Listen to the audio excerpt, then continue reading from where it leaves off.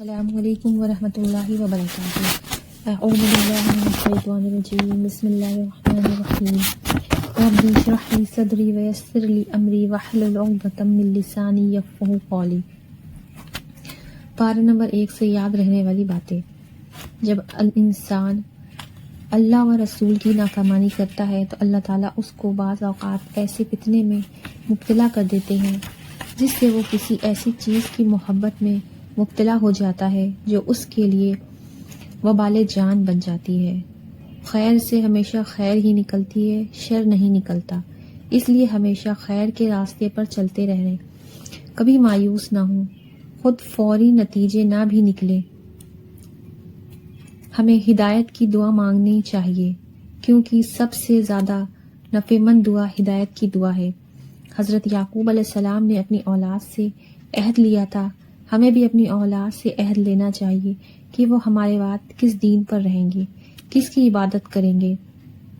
آدم علیہ السلام نے کوئی گناہ نہیں کیا تھا، بس ایک نافرمانی تھی، ایک لقمہ تھا جس کی وجہ سے جنت کا لباس اتار لیا گیا۔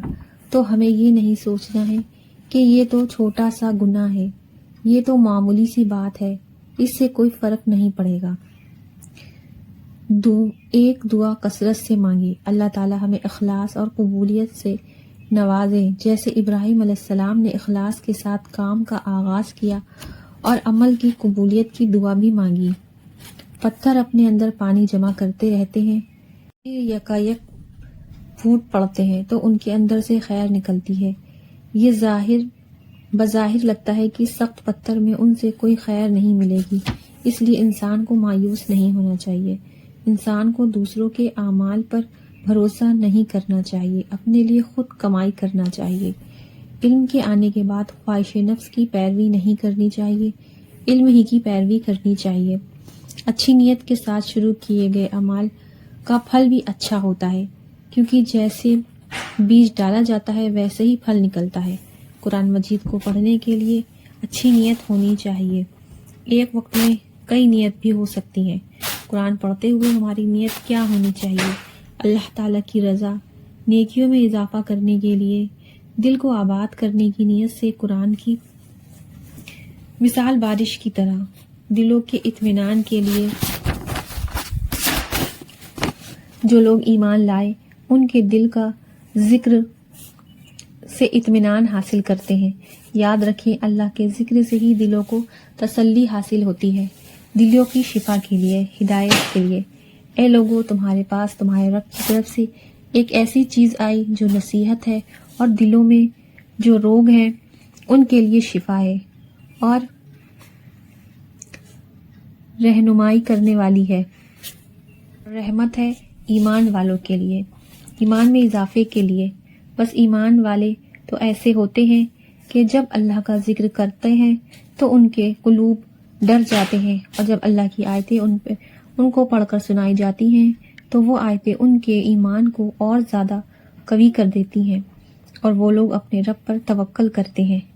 عبادت کی غرض سے جہنم سے نجات پانے کے لیے رسول اللہ صلی اللہ علیہ وسلم نے فرمایا، اگر قرآن کو کسی چمڑے میں لپیٹ کر آگ میں ڈال دیا جائے تو آگ اسے نہیں کھائے گی۔ گویا جس دل میں قرآن ہوگا وہ محفوظ ہو جائے گا۔ قیامت کے دن سفارش کی امید سے، زندگی کو بدلنے اور بہتر راستے پر چلانے کی غرض سے، دنیا و آخرت کے فائدے کے لیے، جنت الفردوس کے حصول کے لیے اس کو پڑھنا چاہیے۔ ابن قیم کہتے ہیں، کسی بھی بندے کے لیے قرآن کی قرأت اس میں لمبے غور و فکر کرنے اور قرآن کی آیات کے معنی پر مرکوز کرنے سے بڑھ کر اس کی زندگی اور آخرت میں اس سے زیادہ فائدہ مند اور اس کی نجات کے لیے اس سے زیادہ بہتر کچھ نہیں۔ دوسرا پارہ۔ اعوذ باللہ من الشیطان الرجیم، بسم اللہ الرحمن الرحیم۔ سيقول السفهاء من الناس ما ولاهم عن قبلتهم التي كانوا عليها۔ عبادت کی اصل چیز ظاہری، باطنی، اقوالی و فعلی اللہ تعالیٰ کی اطاعت ہے۔ مشرق و مغرب کی طرف منہ کر کے نماز پڑھنا اصل بات نہیں، اصل چیز اللہ کی فرما برداری ہے۔ جس طرح وہ حکم دے اسی طرح رجوع کرنا اصل کرنے کا کام ہے۔ بے وقوف کون ہے؟ جو اللہ کے دین پر اس کی فیصلوں پر اعتراض کرتے ہیں۔ اس کو اس آیت میں دراصل بے وقوف کہا گیا۔ سیکھنے کی بات، جو لوگ اللہ تعالیٰ کے فیصلوں پر اعتراض کرتے ہیں تو عین ممکن ہے کہ صحیح بات کہنے کے باوجود وہ آپ کو پر بھی لوگ اعتراض کریں، آپ کا مذاق اڑایا جائے، مجنون کہا جائے۔ ایسے میں لوگوں کی باتوں کی پرواہ نہ کیجیے، بلکہ یہ دیکھیے کہ جو طرز عمل آپ نے اختیار کیا ہے بذات خود درست ہے، کیا اللہ کے حکم اور پسند کے مطابق ہے؟ اگر ایسا ہے تو قطعاً پرواہ نہ کریں، اس لیے کہ اللہ تعالیٰ کے حکم اور نبی صلی اللہ علیہ وسلم کی احادیث پر اعتراض کرنے والا ناسمجھ ہے۔ لوگ مختلف تبصرے کرتے رہتے ہیں، مثلاً اگر بچے نہیں تو کہیں گے بچے کیوں نہیں، اگر جاب نہیں تو وہ کیوں نہیں، اگر کوئی فوت ہو گیا تو بیماری پر تبصرے وغیرہ وغیرہ۔ آپ اپنی زندگی پر خود مطمئن ہوں، اگر کوئی غلط کام نہیں کر رہے تو پشیمان نہ ہوں۔ کامیابی یہ ہے کہ انسان صحیح سمت اختیار کرے اور اس طرح کے اور اسی کی طرف چلتا رہے، چاہے قدم با قدم چلتا رہے یا دوڑ کر لگا دے۔ اصل چیز ہے اللہ کی رضا کو پانا۔ جو شخص لوگوں کی باتوں سے بے نیاز ہو کر نیکی کا کام کرتا ہے، وہی نیکی پر استقامت اختیار کرتا ہے۔ عقل مند وہی ہے جو رب کے احکامات کو تسلیم کر لیتا ہے۔ قرآن کی آیتیں یا نبی صلی اللہ علیہ وسلم کے احادیث پر اگر کوئی اعتراض کرتا ہے تو اصل میں وہ ہی ناسمجھ ہے۔ کیا ناسمجھ کی بات کو اہمیت دی جائے گی اللہ رب العزت کی بات کے مقابلے میں؟ ہرگز نہیں۔ سچ کا ایک معنی بہتر بھی ہوتا ہے، یعنی جو مسلمان امت کے پاس علم ہے اس کے بنا پر اس کو باقی سب لوگوں کے معاملات پر ایک ایسی نظر رکھنا ہے کیا صحیح ہے اور کیا نہیں۔ روز قیامت امت محمد صلی اللہ علیہ وسلم کی گواہ ہوگی۔ زندگی میں بھی حالات کی تبدیلی امتحان ہوتا ہے، کبھی خوشحالی، کبھی بدحالی، کبھی صحت تو کبھی بیماری ہوتی ہے، کبھی فراغت، کبھی مشغولیت ہوتی ہے۔ مومن کی ساری زندگی امتحان ہے۔ الذی خلق الموت والحیات لیبلوکم ایکم احسن عملا وہو العزیز الغفور۔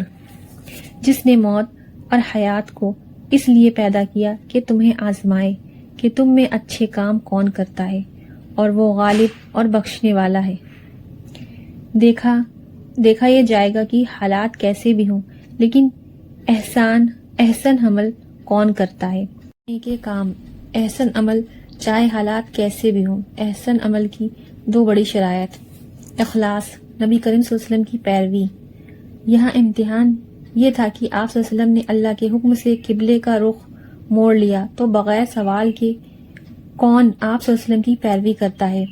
تبدیلی انسان کی طبیعت پر گریز کرتی ہے، جبکہ کم وقت میں تبدیلی انسان کو مشکل لگتی ہے۔ اصل عبادت کی روح تو یہ ہے کہ جب تبدیلی کے لیے کہا جائے تو تبدیل ہو جاؤ۔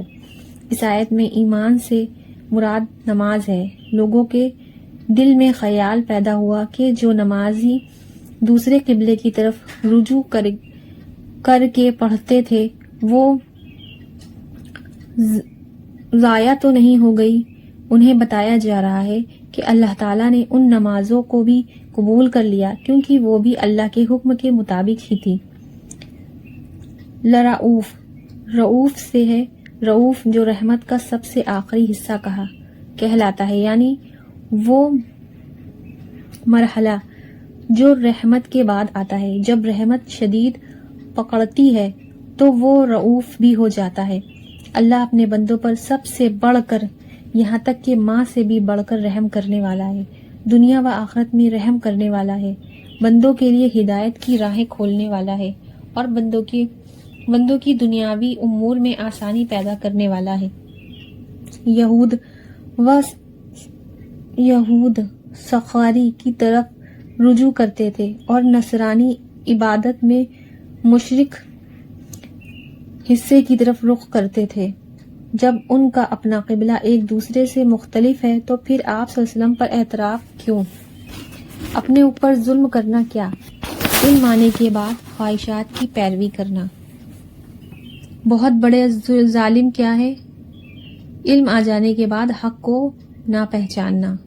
رسول اللہ صلی اللہ علیہ وسلم نے فرمایا، جس شخص نے علم کی کوئی بات پہنچ جائے اور اسے وہ چھپا دے تو روز قیامت اس کے منہ میں آگ کی لگام سے ایک لگام لگائی جائے گی۔ ہر شخص کی زندگی کا ایک محور، سینٹر آف اٹریکشن ہوتا ہے۔ ذرا سوچیں، ہماری زندگی کا محور کیا ہے؟ ہم ریلیکس کرنے کے لیے کس چیز کی طرف جاتے ہیں؟